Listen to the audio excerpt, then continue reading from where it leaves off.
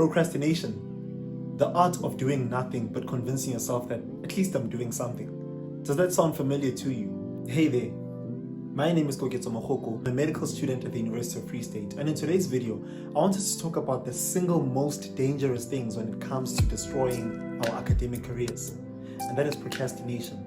Most of us, just like myself, would rather scroll through our phones, watching Instagram Reels, YouTube Shorts, watching YouTube videos, or even chilling outside with friends. And this is something that is very deadly, especially at this time of the year where we should be studying for exams or just saving the semester in general.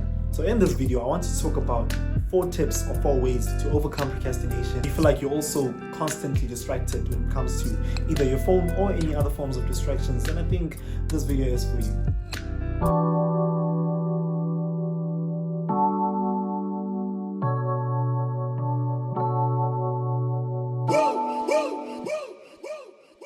So the first tip is to establish a dedicated study space and scenery.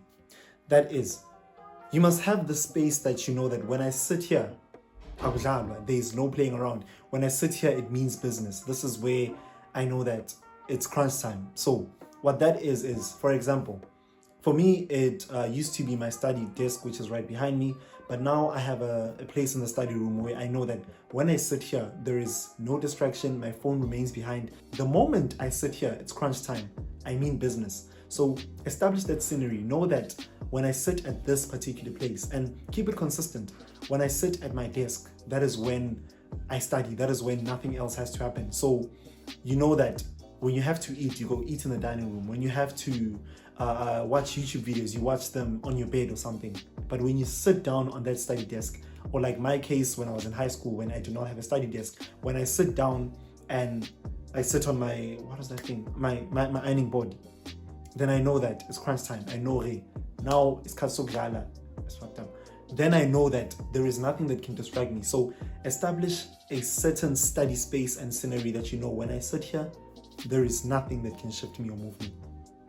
Before we move on to the next point of this video, I'd like us to give a proud thank you to the sponsors of today's video, Brilliant.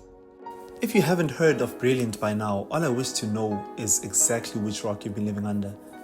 Imagine mastering complex concepts with ease and applying them to real-world problems, because that is what Brilliant does for you. Brilliant is an online platform delivering interactive maths, science, and computer science education that builds critical thinking, problem solving, and analytical skills. With these interactive lessons and exercises, you learn to solve problems like a professional. From cryptography to climate modeling, Brilliant has got you covered. The personalized learning paths that are integrated within the app ensure that you're challenged and engaged, allowing you to develop practical skills for the modern world. It enhances your career prospects and allows you to stay ahead of the curve. One of the modules I do in my medicine course is called MSSM, which is a research module in which we conduct medical research and studies. Brilliant's critical thinking course helps me evaluate research papers, identify biases, and assess arguments. And because you are watching this video about procrastination, Brilliant ensures that that does not happen by sending you notifications and reminders which serve as gentle nudges that help you maintain momentum and stay on track. Join Brilliant's community of critical thinkers and problem solvers by clicking on the link in the description box down below and using the discount code brilliant.org/koketso/ and you can start your free 30-day premium trial and get 20% off an annual plan. Now the second tip actually ties back to the first tip, and that is you want to prepare your study space and open your resources beforehand. Now, what that is let's say for argument's sake, I know that tomorrow I'm studying anatomy and I'm studying the heart. So before I go to sleep today, I make sure that on my study desk, the desk is clean. I don't have any unnecessary items that are there. I have the book open to page 512, if that's where the section of the heart starts. I have my iPad open to the YouTube video that I want to watch maybe in the morning when I wake up that has to do with the heart. I have my laptop open to the lecture slides that have to do with the session about the heart, such that when I have to wake up, let's say for argument's sake, say I'm going to study at 8 a.m. Then at 7:30, I start preparing and everything. At 7:58, when I sit down, I know that the moment the clock hits 8 o'clock, I don't need to spend time opening this. I don't need to spend time looking for this lecture slide. I need to get onto YouTube and then I see a YouTube video that I like and I'm like, let me watch this football highlight, or stuff like that. So making sure that you prepare your space beforehand and you prepare overnight, like before you sleep, you make sure that when I wake up tomorrow, I have the study space set, I have the book open to where I'm going to start studying. This thing helps you because the most difficult part of studying is getting started. So once you allow yourself to get started easily, then getting into the flow is just going to get a whole lot more easier. So try that. Try to set up your study space beforehand and open your book and your textbook and your resources to where exactly you intend on starting when you start studying the next day. The next thing that you wish to do, which is one of the most important, is you want to uninstall all the apps that are distracting you. I know. You might be saying, oh, come on, dog. Baby won't give you that NSC certificate. So you need to be honest with yourself. If that guy or that girl loves you, then they will love you enough to allow you to go and study.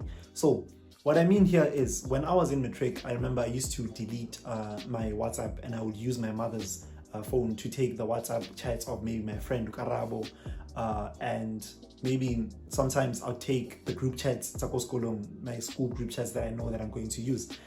Other than that, if anyone else feels the need to contact me, they'll call me. If whatever they're contacting me for is that important, they will call me. Because it also helps when you're writing exams, you minimize the contact of people who call you asking for favors. You know, people who are going to text you, oh, hey, Sbomseni, can you please help me with this problem? You know you have your own problems to be studying, but now you're busy helping other people because you are Bob the Builder. I'm not saying don't help people, but it's the last minute. You can't have someone asking you to tutor them when you're supposed to be writing exams, no matter how much money they offer you or whatever. So what I mean here is minimize those distractions. Right now, the only thing I delete is Instagram. I can't delete YouTube because I'm a YouTuber. I do sometimes delete YouTube Studio, which is where I manage YouTube. And that's why sometimes I miss some of your comments, because it usually distracts me. When I have to study and the course that I'm studying or anything that I'm studying is being difficult, I just open YouTube Studio and I respond to people's comments and stuff like that. So I usually delete that. I cannot delete WhatsApp this time around because at the time of recording, I'm a class rep. So I usually have to get communication from lecturers and send it to my classmates. So yeah. But besides that, delete all the applications that are distracting you. When a TikTok, WhatsApp, just delete them. Cut off that boy if you have to. Don't break up with him, but do what you have to do, man. If he's messy again, but yes, that. And now the fourth, and what makes it actually a whole lot more easier for me to avoid my phone, is I make sure that it is out of sight. Because the quote is true: out of sight, out of mind. When I don't see my phone, I very barely or even rarely think about it, literally, unless if I see something on my studying that I'm like, oh yeah, no, I wonder what Mang would say. I'm like, oh yes, Konja, I have a phone, and then I start thinking about it then. But when it's out of sight, so usually what I do is I'll put it either in my roommate's cupboard, or I'll wrap it in a piece of paper and put it under my bed, or I'll literally take it and ask a friend who lives in another residence to hold it for me, and I'll take it after maybe like 6 hours or something. And that helps a massive lot. And in doing that, what I do is I use my phone as a reward. What that is, let me explain. Let's say I intend on studying for 4 hours. I'll study my 15 minutes, 10 minutes break, 15 minutes, 10 minutes break until I'm done for 4 hours. And then after that 4 hours, I use my phone as a reward for having studied for so long. So I'll now go onto YouTube, I'll now go onto Instagram. You can scroll your reels for a good 30 minutes. You can watch one YouTube video and then go back to studying again. And the only other way for you to press your phone again is if you study another 4 hours. Something like that. You can do that with 45 minutes, you can do that 1 hour, but I usually do that with like 1 hour or 2 hour sessions where I'm like, okay, after 2 hours, touch my phone for 10 minutes, put it away, touch it again after another 2 hours, and then after I've done 4 hours, then I can touch for an hour. That's something that helps when you put your phone as a reward. And this is basically you forgetting about short-term satisfaction, that is pressing your phone, for long-term rewards, that is getting into that course of your choice, getting the results that you want, securing that funding, and basically what I'm saying is get rid of that phone and use that phone as a reward after you've already successfully studied certain time frames. And so those are the 4 ways that I incorporate to make sure that I don't get distracted by my phone and I avoid procrastination. If you like this video, please don't forget to like it. If you didn't like it still. But yes, otherwise, thank you to Brilliant for sponsoring this video. And if you want to see a video on how to study for long hours without losing concentration, click on, I think it'll be here or here, I'm not sure. But yeah, otherwise, this has been KOKETSO. Don't forget to like, comment, and subscribe. Stay happy and healthy, and peace.